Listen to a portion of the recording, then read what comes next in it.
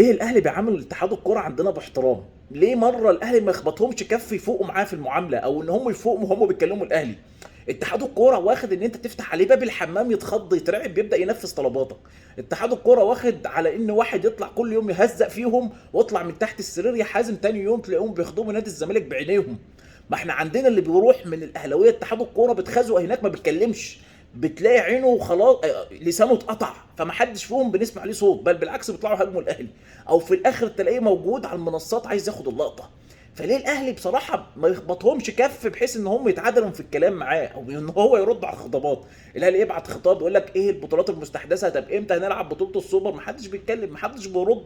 فهم واخدين اما بالاهلي يعملهم باحترام، لا بالعكس بيتمادوا في قله الادب بتاعتهم. والله بجد يعني انت متخيل لحد النهارده احنا مش عارفين يعني اهو بطوله السوبر هتلعب امتى، ايه البطولات المستحدثه؟ ما حدش بيرد على الاهلي. كمان انت طالع بتقول لهم انا عندي بطوله سوبر افريقيا يوم 15 والمنتخب يلعب يوم 13، ومباراه مش هتبقى مهمه، انا عايز لعيبتي تبقى موجوده في السوبر الافريقي وهنبقى رايحين السعوديه، ما عندناش وقت.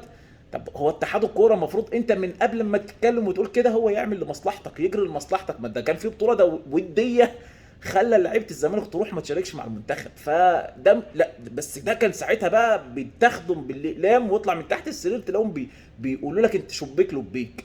ف في علامات استفهام في الاهلي زي مهاجم بالظبط، قاعدين ننتظر سوزا من اواخر الشتاء اللي فات، وقاعدين نرسم حكايات الراجل هيجي يشيله 3 4 مدافعين فوق على كتفه ويخش بيهم الشبكه، هياخد الجون كمان معاهم ويقطع الشبكه. الراجل هيجي يعمل له 15 16 اصابه للمدافعين عندنا في مصر. ما انت جايب دبابه قاعد بتنتظر من اواخر الشتاء اللي فات بقى وعايز تجيب صفقه اللي عليها القيمه. في نفس الوقت ابن المركوبه يطلع في الاخر يقول لك النادي مش موافق ان هو يبيع لي. طب احنا قاعدين بننتظر ايه من بقالنا يجي من الشتاء اللي فات يعني؟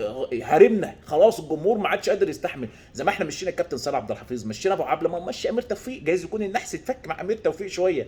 او بمعنى اصح احنا نجيب كهربا من ساعه ما تالق في المركز ده والاهلي مش عارف يجيب مهاجم، نقراه بقى قران، نخليه يتوضى، نخليه يذبح عجل عشان العمليه تفك شويه. ما احنا قاعدين نجيب محمد شريف ويمشي، نجيب بادجي لا قيمه السوقيه تبقى عاليه وبعدين يمشي. ما فيش حد في الكوكب ده، قاعدين نفوض بس في امريكا وسوزا، قاعدين نفوض في امريكا ودايره قاعدين بنلف فيها مش عايزين نخرج بقى. ربنا مش عارف يعطورنا في واحد كويس كده يكون عليه القيمه ويمشي معانا 3 4 سنين. ما في ايه القصه؟ ايه الحكايه؟ ما قندوسه خلاص طلع اهو اعاره لسيراميكا كيلو باترا، لحد النهارده احنا منتظرين ايه؟ ان احنا نعلن على المهاجم والمعسكر بكره الجديد بتاع الموسم الجديد. وبالتالي ما انت ما هتحتاج المهاجم ده في مدعكه داخل عليها موسم طويل. يا جماعه هنعمل زي الزمالك والله. الزمالك بيجيب عقود ويجيب لعيبه وتاني يوم تلاقي العقود مختفيه لما اللاعب يطلع تعبان او اللاعب يطلع وحش او ان هو يتسك فيه الصفقه تلاقيها معين العقود. زي ما انت شفت اهو، عندك عقد ما انتش عارف تسمع عنه بتاع امام عاشور مش لاقيينه، عندك 3000 عضويه مختفيين. الناس دي ليه ما راحتش للنيابه؟ الاهلي حاول يعمل يخش في سكه الزمالك شويه يعني. ف بصراحه عندنا علامات استفهام كتير جدا في الاهلي، والنقاط ديت مهمه جدا المفروض الاهلي يحاول يحلها، الاهلي يحاول يشوفها.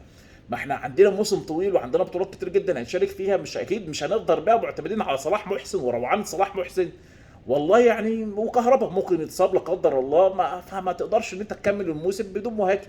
وبالتالي هنبقى قاعدين نقول ما جبناش مهاجم ليه يا عم الخطيب؟ فالحكايه ديت لازم الكابتن محمود الخطيب ويحلها لنا بسرعه، داخلين موسم جديد وموسم فيه بطولات كتير جدا. ده انت هتروح تلعب في كاس عالم ما حدش هيرحم. الاتحاد بيقول لك بكره صلاح جاي، يبقى اخر مباراه ليه النهارده مع نيوكاسل وبعد كده جاي، فاحنا لو وقعنا مع الاتحاد هنقابل مين؟ هنلعبه بمين؟ فلازم نحل المشكله ديت يعني. فالاهلي مطالب نحل لنا مشكله المهاجم مع الكوكب ده كله. ما احناش لاقيين حتى صفقه، خلاص السعوديه والخليج كله عم بيجيب فرز اول، فالفرز الثاني بقى متاح منه كتير بقى. وبعدين احنا بنيجي نقابل فرق بتلاقي عندهم مهاجمين يعني مطلعين روح محمد عبد المنعم وياسر ابراهيم وتنزل محمود متولي مش عارفين يمسكوهم، وجوجان بتخش في الشناوي بسهوله. فليه احنا مش عارفين ربنا يعطرنا في واحد من دول؟ فنحاول نشوف حلول بقى، ايه الحل؟ ما الله اعلم، بس احنا لازم نحل، لازم نشوف حل. فجمهور الاهلاوي منتظر والله يكون في عم كولر. يعني الراجل من استنى الشتاء ودخلنا في الصيف وخلاص اهو الصيف هينتهي والمعسكر الجديد داخل والموسم هيبتدي وداخل في اول بطوله يوم 15، ولحد النهارده لسه ما احناش عارفين هنعمل ايه او احنا جايبين مهاجم مين. والاهلي ما بيعلنش، الاهلي كان مستني قندوسي يطلع وقندوسي خلاص طلع وربنا حل لنا المشكله الحمد لله. فخلاص يعني نحل بقى المشكله ديت ونشوف حد تاني. فربنا يوفق الاهلي وربنا يوفق امير توفيق وربنا يكون في عونهم، ربنا يكون في عونهم. الجمهور ضاغط والناس عايزه مهاجم في الاهلي وعايزه مهاجم حلو، مش عايزه مهاجم نيجي زي والتر بواليا ما فيش ياما يعني بقى مش قادر يرفع رجله.